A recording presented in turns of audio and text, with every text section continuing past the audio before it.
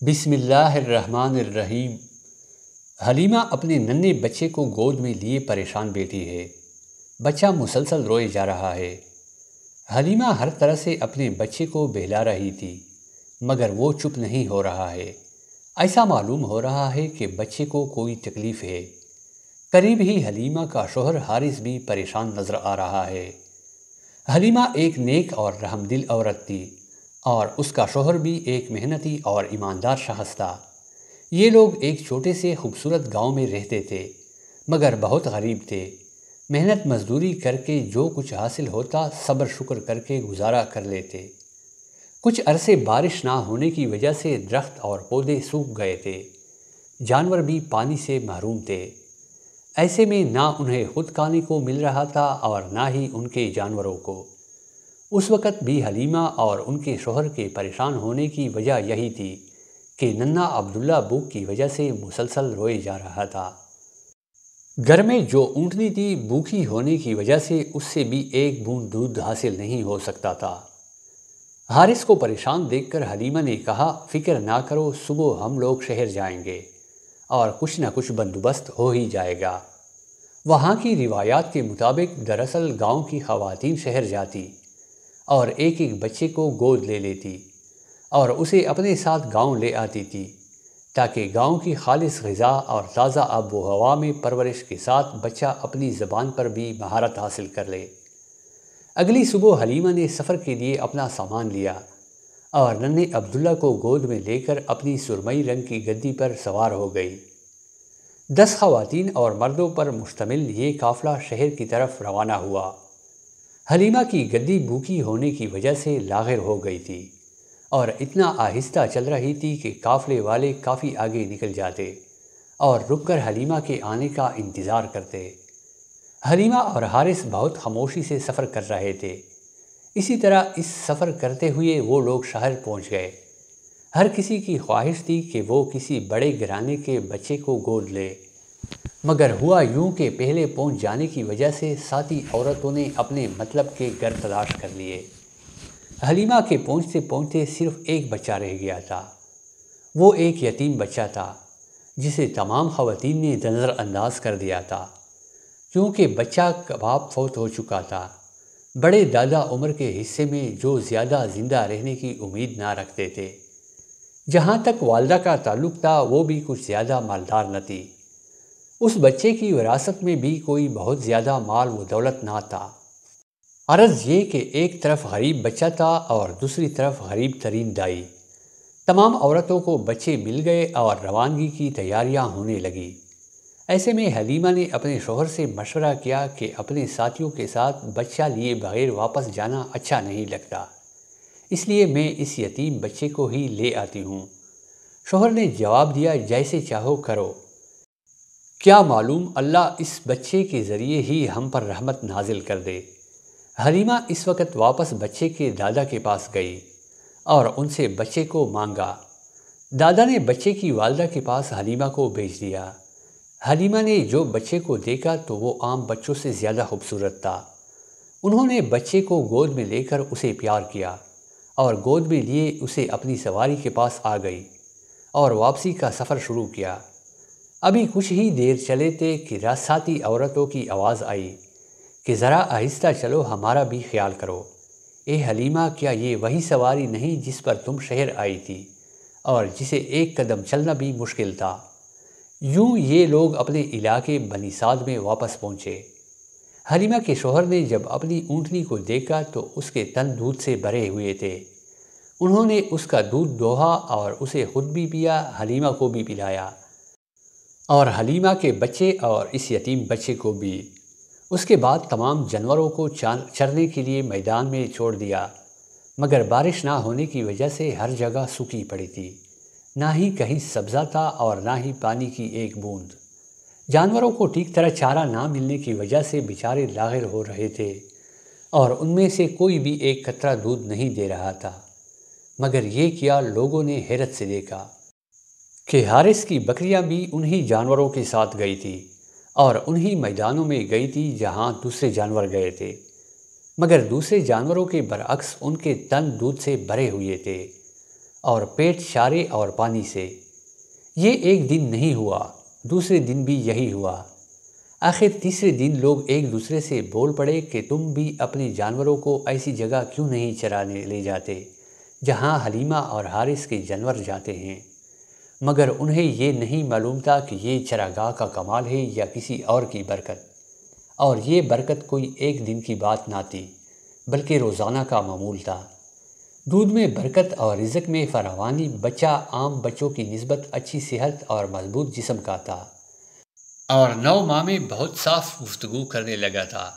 جب 2 سال مکمل ہوئے تو بچے کو وہاں کے قاعدے کے مطابق اس کی والدہ کے پاس لے گئے اور خواہش ظاہر کی کہ یہ بچہ کچھ عرصہ ہمارے پاس رہے تاکہ شہر کی بیماریوں اور وباؤں سے محفوظ رہے۔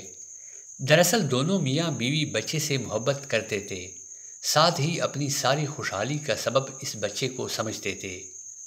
بچے کی والدہ پہلے تو راضی نہیں ہوئی، مگر برابر اصرار کرنے پر راضی ہو ہی گئی، اور وہ دونوں بچے کو واپس اپنے قبیلے بنی سعد میں لے آئے۔ مگر کچھ ایسا واقعہ پیش آیا کہ حارث اور حلیمہ ایک دم گھبرا گئے اور یہ فیصلہ کیا کہ بچے کو جتنی جلدی ممکن ہو اس کی والدہ کے پاس پہنچا دیا جائے۔ تو حلیمہ نے بہانہ کر کے بچے کو والدہ کے پاس واپس کرنا چاہا، لیکن انہیں اس بہانے سے تسلی نہ ہوئی، اور دراصل وجہ حلیمہ کو بتانی ہی پڑی۔ اور اب بچہ اپنی ماں کے پاس اور چچاؤں اور پھوپھیوں کے درمیان رہ رہا تھا کہ چند سال بعد والدہ کا سایہ سر سے اٹھ گیا۔ اب دادا اس کا اور بھی زیادہ خیال رکھنے لگے اور ان کی محبت پہلے سے بھی زیادہ بڑھ گئی، مگر دادا دن بدن کمزور ہو رہے تھے اور ضعیفی بھی بڑھ گئی تھی، اور یوں ایک دن دادا بھی اپنے لاڈلے پوتے کو چھوڑ کر اپنے رب کی طرف چلے گئے۔ اب اس معصوم بچے کو اس کے چچا جان اپنے بچوں سے بھی زیادہ محبت سے پرورش کرنے لگے۔ چچا جان کی آمدنی بہت توڑی تھی، وہ بکریاں پال کر گزر اوقات کرتے تھے۔ ننھے بچے کو بکریوں کی نگرانی کے لیے ساتھ لے جاتے، اور یوں ننھا بچہ 9 سال کا ہو گیا۔ ایک دن سوداگروں کا ایک قافلہ شام جا رہا تھا، تو چچا اور ان کا معصوم بھتیجا بھی اس قافلے کے ساتھ چلے گئے۔ راستے میں جہاں قافلے کے لوگ کچھ دیر آرام کیا کرتے تھے، ٹھیک اسی جگہ ایک عیسائی عبادت گاہ تھی، جہاں ایک عیسائی عبادت گاہ کا نگران، جسے راہب کہتے ہیں، عبادت کر رہا تھا، جو ان دستاویزات کا محافظ بھی ہوتا تھا جو نسل در نسل اس عبادت گاہ میں چلی آ رہی تھی، اور یہ راہب بھی ان دستاویزات اور ان میں بیان کی گئی باتوں سے بخوبی واقف تھا۔ اب جو یہ قافلہ جس میں یہ دونوں چچا بھتیجا تھے عبادت گاہ سے ذرا فاصلے پر آ کر ٹھہرا، تو راہب نے قافلے پر ایک نظر ڈالی اور ایک دم ہی چونک پڑا، کیونکہ جب وہ دور قافلے کو آتا دیکھ رہا تھا تو اسے بادل کا ایک چھوٹا سا ٹکڑا اس قافلے کے اوپر سایہ کیا ہوا نظر آیا تھا، مگر اس نے محض ایک اتفاق سمجھا۔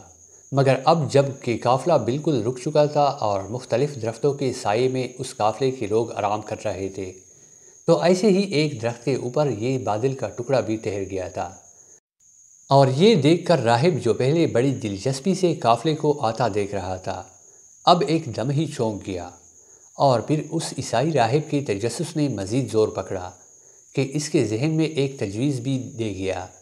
راہب نے اس قافلے والوں کو کھانے کی دعوت دی اور کہلوایا کہ میری خواہش ہے کہ تم میں سے ہر ایک جوان، بوڑھا، غلام یا آزاد میرے یہاں کھانے کے لیے آئے۔ سب قافلے والے دعوت میں شرکت کے لیے عیسائی راہب کے یہاں پہنچے۔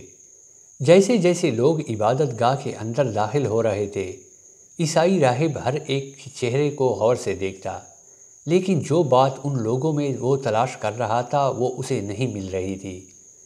غالباً تمام لوگ نہیں آئے۔ راہب کو خیال آیا کہ میں نے کہا تھا کہ کسی کو چھوڑ کر مت آنا۔ راہب نے قافلے والوں سے کہا کہ ایسا کوئی بھی نہیں ہے جسے ہم نے پیچھے چھوڑا ہو، سوائے ایک لڑکے کے جو ہم میں سب سے چھوٹا ہے۔ قافلے والوں نے جواب دیا، اس کے ساتھ اس طرح کا سلوک نہ کرو اور اسے بلاؤ، اس کا یہاں آنا ضروری ہے۔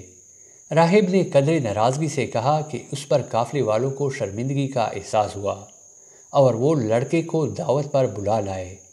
لڑکے کے چہرے پر ایک نظر ڈال کر ہی راہب کو اپنی تلاش مل گئی۔